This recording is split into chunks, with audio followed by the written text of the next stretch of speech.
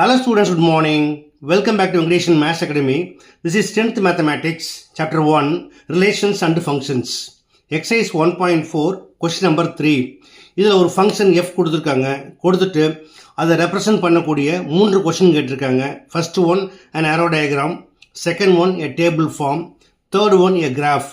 பார்க்கலாமா? வாங்க வீடியோக்குள்ள போகலாம். Okay students, first given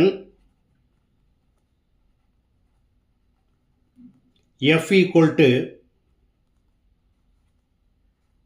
1, 2, 2, 2, 3, 2, 4, 3 and 5, 4. Okay, இப்போ ஃபர்ஸ்ட் கொஸ்டின் என்ன கேட்டிருக்காங்க?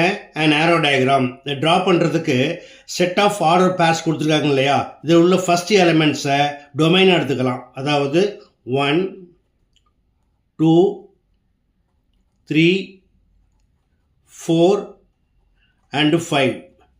செகண்ட் எலிமெண்ட்ஸை கோடொமைனாக எடுத்துக்கலாம். அதாவது ரேஞ்ச். இதில் 2 as காமன், அதை காமனாக போட்டுக்கோங்க. 3 and 4.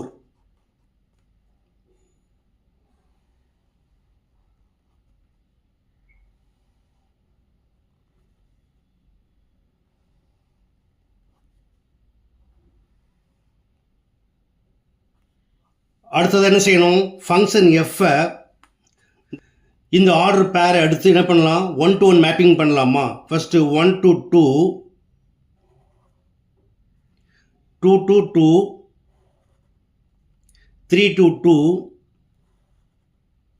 4 to 3 and 5 to 4.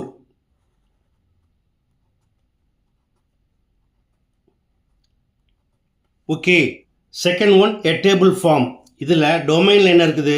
1 to 5 வரைக்கும் இருக்குது. 1, 2, 3, 4 and 5.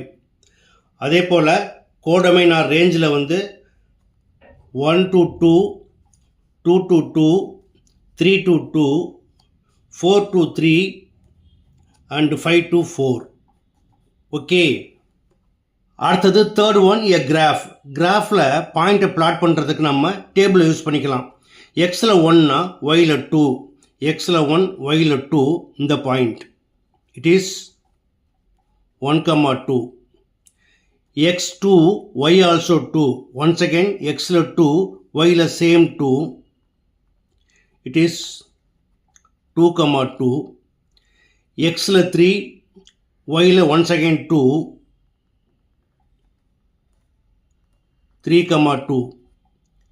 xல 4 yல 3. 4, 3